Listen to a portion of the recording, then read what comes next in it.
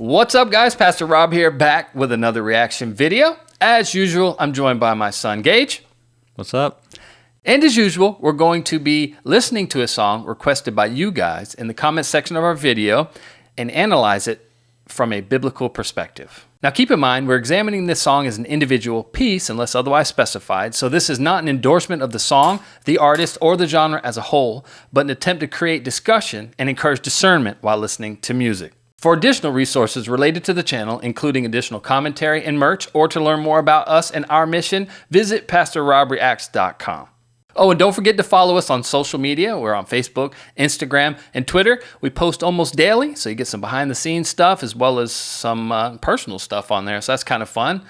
Special shout-out to Jeffrey at Concise Web Design for handling our website, and shout-out to my friend Jeff at missionalwear.com for hooking me up with this awesome 5 Solas shirt that I've worn for the last 3 videos we recorded today.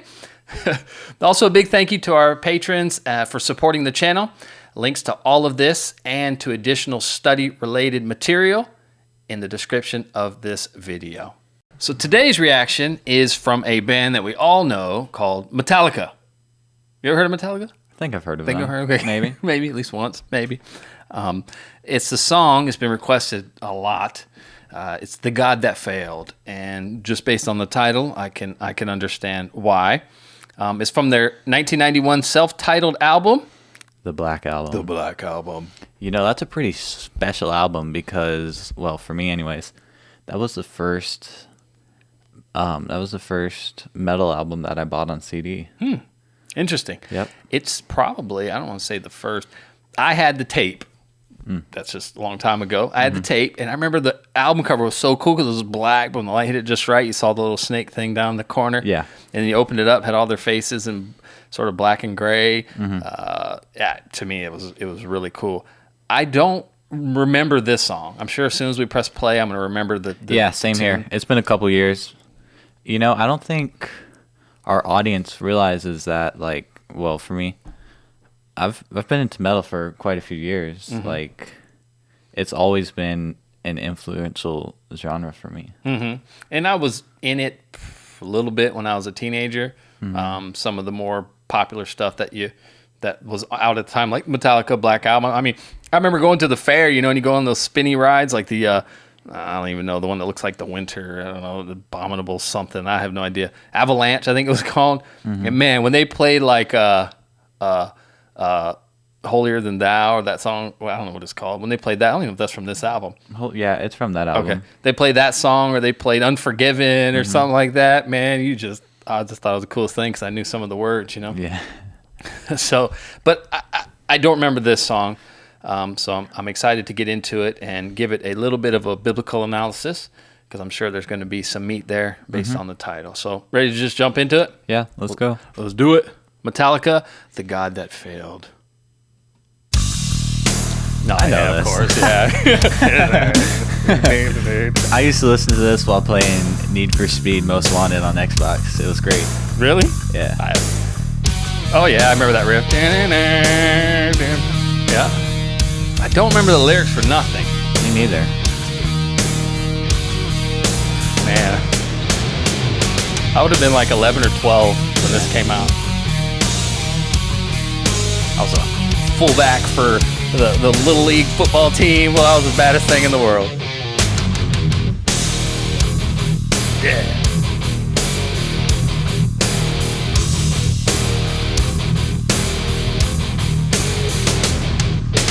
Pride you took, pride you feel, pride that you feel when you kneel.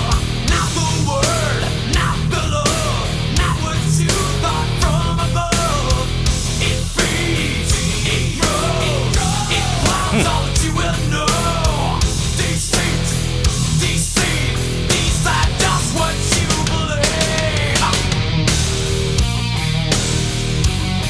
Man, so many memories are flooding back. I see Faith in your eye. I remember that part, okay. never you hear the discouraging lies. I hear faith in your grace. Broken is the promise, betrayal. The healing hand held back by the deep nail. Wow. Follow the God that failed. I never paid attention to the lyrics whatsoever, like what he was talking about. Yeah. It's crazy. I mean, I was 11, 12. Find your peace, find your say, find the smooth road on your way. Trust you gave a child to save, left you cold and him in grave. It feeds, it grows, it climbs all that you will know. Deceit, deceive, decide just what you believe.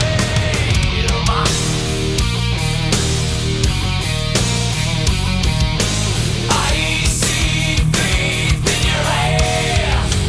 Never you hear the discouraging lies. I hear faith in your cries. Broken is the promise, betrayal.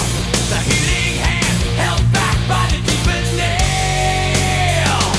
Follow the God that fails. Oh, the obligatory solo. Yep. They wrote some good music. Yeah. So catchy.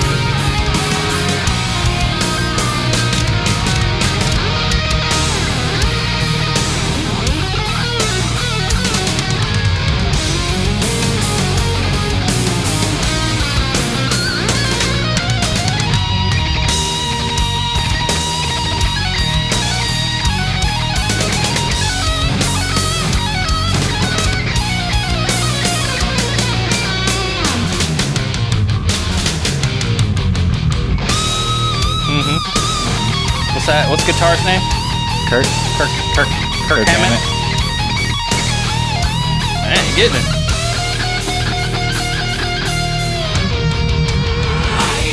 Well, that's a cool effect.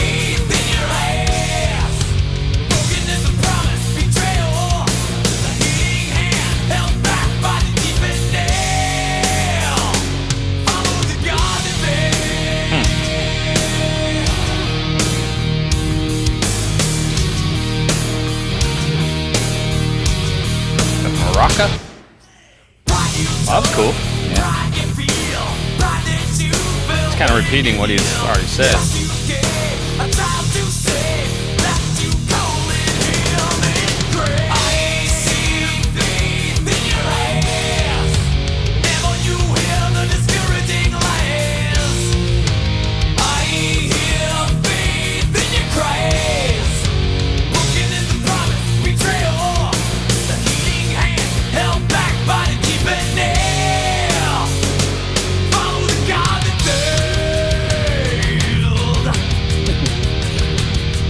It was so revolutionary at the time, though. I mean, at least in pop metal or, you know, I don't know, mainstream metal.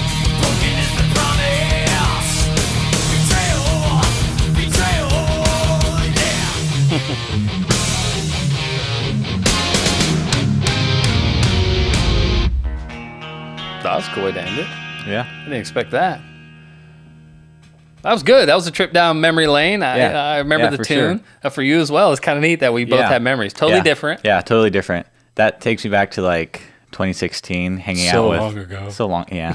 Well, I was like 12, 13, and just brings me back to like hanging out with my friend Jonathan, Trace, Landon, like playing street hockey and like swimming in lakes and stuff. Mm-hmm. Wait Good times. What's this lake swimming thing I'm hearing about? I'm going to talk after the show. I don't think I would have approved of that. No. We're talking about Saquon Lakefront? No, the neighborhood, Jonathan's neighborhood. You swam in that lake? Yeah. Now, we live in gator-infested Central Florida. Like, I would never get in any body of water. Are you crazy? Of course, you're a big 13-year-old, so the gator's probably more scared of you. But anyway, all right, we'll move on. So, yeah, good song brings me back to, like, I don't know. I'm thinking, you know, like I said, football. I was a football player, played pretty much year round. You know, if I wasn't, you know, it wasn't season, I was off season training. I was a running back, and I was very serious about it. Very good too, mind you. Very good, very good. It's very good, very good. Mm-hmm. If I don't mind, Insert highlight reel. yeah, so you want to see me run a 60-yard touchdown? It's the greatest thing ever. Christian Okoye liked it. Oh And boy, the Chiefs, go Chiefs! Super Bowl's tonight of the filming. Oh yeah. Yep. He's not in that. He's long Yeah, out yeah, of the NFL. yeah. Anyway, okay. Well, let's take a look at the song. It's important to understand coming out of it right on the outset here that James Hetfield. His Yeah. mother was a religious person, but she's what was called a Christian Scientist, Yeah. which is considered a cult by even the weakest definition. What the heck? By even the weakest definition of cult, it's considered a cult. Yeah. So we'll talk about that in a minute. But let's look at the lyrics. So pride you took, pride you feel, pride you felt when you kneel. Not the word, not the love, not what you thought from above. It seems as if he's describing his mother as very proud of her religious practice. Maybe he's suggesting it was more of an external, hypocritical sort of belief. Maybe she liked being a part of the group. I don't know, but it sounds like he's struggling here with sort of this outward expression and reality. That's what I'm thinking here. His assessment of religion is interesting. You can see that in the next line here. He says, it feeds, it grows, it clouds all that you will know, deceit, deceive, decide what you believe. So he sees her religion, as sort of a parasite. That's what I'm picturing, a parasite that feeds and grows and it kind of clouds her reason, what he would consider reason, her ability to kind of distinguish facts from fiction. And I like the word picture. I really do. It's a good word picture. And in this case, because we're talking about Christian Science here, I agree. Again, more on that in a second. Yeah. I see faith in your eyes. Never you hear the discouraging lies. This is an important line here because it actually denotes or makes note of her Christian Science beliefs, because her faith was never wavered by actual medical advice. The Christian Scientists didn't allow, I think more so now than he did probably when she died, but apparently she had cancer or something, which is fitting considering my wife's battling cancer. And we take the opposite approach. We see, the Christian Scientists saw medicine, they saw sickness as a error in thinking, that it was a result of a thinking problem, sort of a metaphysical thing, and you could deal with the thinking and fix the sickness. Where Christians, myself, believe that advancements in medical science are a gift from God. Yeah, the exactly. wisdom, the ability, all that. Because really, medicine is a very destructive thing. You think about surgery, they're not fixing anything, they're destroying something, and God's natural design heals it back. So when you remove something, you didn't actually fix it, you destroyed this area, and then it heals. We don't know how to make a cut heal. We know how it heals, but we can't know how do to it. aid it in healing. Yes, but the body does that. We can't heal it. God's perfect design. But when he says, never you hear the discouraging lies, the early Christian Scientists saw medical advice as a lie from the deceiver meant to destroy their faith. Right? They wouldn't even take their temperature. They wouldn't do. They wouldn't give blood. They wouldn't do blood transfusions, similar to the Jehovah's Witnesses and some other cults. So they believed, and then he says, I hear the faith in your cries. Broken is the promised betrayal. The healing hand held back by the deepened nail. It's interesting because ultimately the Christian Scientists believed a lot of unbiblical things, very similar to the prosperity gospel, that God will heal the sick, if they're pure, if they're sinless. And they would use that Isaiah 53:5, by his stripes we are healed. And they would say, by his stripes we're healed. So his death is what heals us. So focus on that. And of course, in the context of the verse, when you go read Isaiah 53, it's talking about sin, the sickness of sin, this ultimate penalty and of eternal destruction from God. He heals that sickness, not physical sickness. But this false God failed because he doesn't exist. This Christian Science God doesn't exist at all.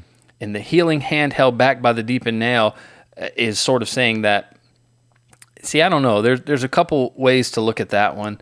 It could be a reference to the crucifixion, or that the sicker you get, like the nail is the lie and it's driving in deeper, and you're resisting the healing because of this thought. I don't know. That one's a little vague to me. And then he kind of mocks her and says, follow the God that failed. Yeah. This God failed you. Follow him. Very similar to the Judith reaction we did. Yeah. Very similar idea. He has the same view. He's saying, well, he didn't heal you, so he must have failed. Very true in this scenario, because this God is a false God. Now, it's important to understand it's significantly different than Christianity. And I don't know if he understands that at this point, because at this point he says, trust you gave a child to save, left you cold, and him in a grave. That's actually, I think that's probably the most powerful line in the song, because ultimately Hetfield blames her adherence to her religion as the cause of her death and the cause of the death of Hetfield's belief in God. Left you cold. So trust you gave a child to save. Left you cold, and him in a grave. That child, I'm assuming, is him. So again, lyrically clever, I think, but it's very important to understand that the God of Christian Science is not the God of the Bible. Christian Science is a cult.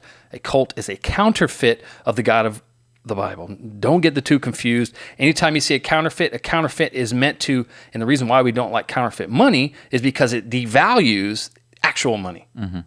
It reduces the value because there's too much of it, and it clouds sort of the belief, you know. So that's what, anytime the enemy counterfeits God through false religions and cults, particularly what you would call Christian cults, so cults that have some appearance of Christianity. They use the words and the terms of Christianity.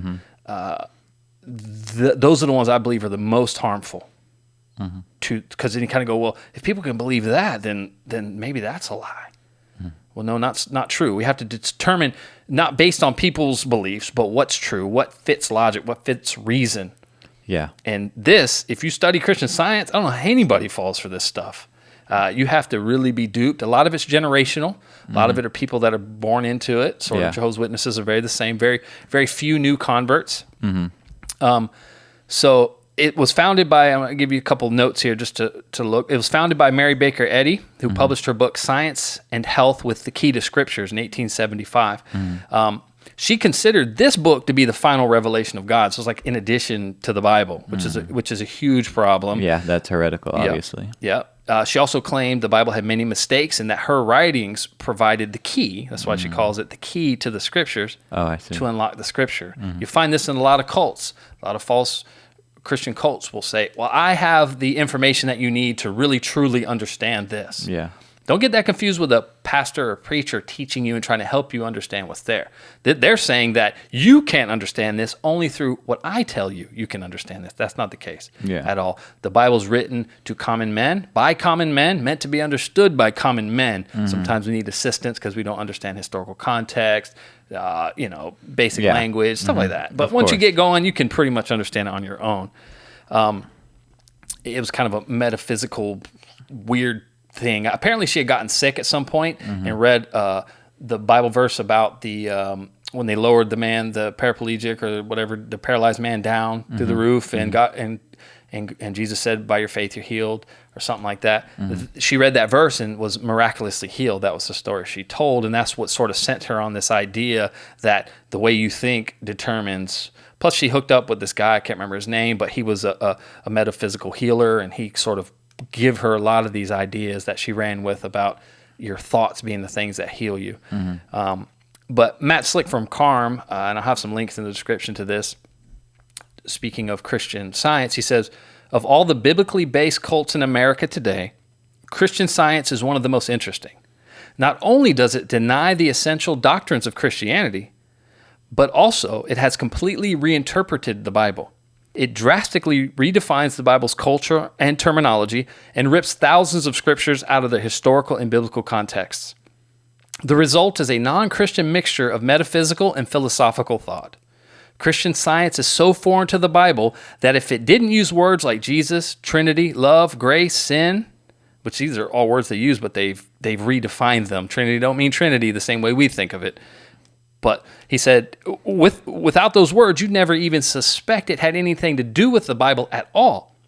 Additionally, the book, Science and Health with the Key to the Scriptures, the book she wrote, which is the Christian Scientist's mainstay of spiritual knowledge, reads with a rhythm of pseudo-logical statements that has the tendency to dull the senses when read long enough. And he ends it with this: is Christian Science Christian? Definitely not. And this is Christian Apologetics Research Ministry. These are people dedicated to examining other faiths, religions, cults, things like that, and comparing them to the Bible. So this is a pretty credible source, as well as I've read several books on cults, have a bunch on my shelf over here. And this one comes up in a lot of them. It's very, very interesting. And there's so many differences to list. I mean, they don't have sermons, they have lectures. A lot of times they're just hanging out, like thinking or meditating. It's very, very, very different from what you would see in a Christian church. I don't even know why they still carry the name Christian, but I guess that's part of being a cult, is you have to do that. To define the word cult, I want to make sure I define this carefully, because I don't just throw that term around, because some people just, that's a cult. I don't understand that. That's a cult. That's not the case. Yeah. There's a way we determine somebody's a cult or not a cult. From Dr. Ronald Enroth, he says, it's from his book Evangelizing the Cults. He says, we define the word cult to mean a group of religious people whose belief system and practices deviate significantly from and often contradict Holy Scriptures as interpreted by Orthodox biblical Christianity and as expressed in such statements as the Apostle Creed. So again, you got the belief system and practices of Orthodox Christianity is pretty wide. You know, you got different denominations and so on. And there's a short list of things that are considered essential doctrines to be a Christian. Yeah. The deity of Christ, the Trinity, the virgin birth, salvation by faith alone in Jesus, those kind of things. To be a cult, you deviate significantly from those things. Yeah. So to just understand that, like, for example, Jehovah's Witnesses don't believe Jesus in his deity. They believe he's Michael the Archangel or something like that, not that he's the actual God in flesh, the God-man, like Christianity. So we define them as a cult. And now same thing with these guys. So overall, the song was good. I mean, gee whiz, it's Metallica. You gotta like the song, right? I mean, head banger, head bobber. I listened to it. The God that failed is not my God. My God doesn't fail. He promises salvation through Jesus Christ alone, by faith, repentance and faith. Jesus died on the cross for our sins, and we can trust that. And he's shown his faithfulness throughout history, throughout recorded history in the Scriptures. We see his dealings with Israel, with all the prophets, with all of the apostles and disciples. We see him constantly fulfilling his promises, and we see all of the prophecies fulfilled. Those things give me enough, courage. I don't know. Yeah, those things give me enough, I don't know the word I'm looking for. I don't know. They help me believe in this, that this is true. Yeah. I'm not going to base my belief in God off of external expectations that I provide. Yeah. You need to heal me, or I'm not going to believe, because that's not how God operates at all. So it gives me confidence. Confide with faith. I have faith in Jesus, the Son of God, who takes away the sins of man by his death on the cross. Well, that wraps up another video. Hopefully that was helpful to you. If so, be sure to like, comment, and subscribe. Shoot me a message if you have any questions. I can be found on email at rob@pastorrobreacts.com. And also via social media. You can send me a DM. You can do that on Facebook, Instagram, Twitter. I'll do my best to answer you, or at least send you some resources that can help you. So thank you for watching. We love you all. Until next time, may the light of the Lord continue to shine on you and your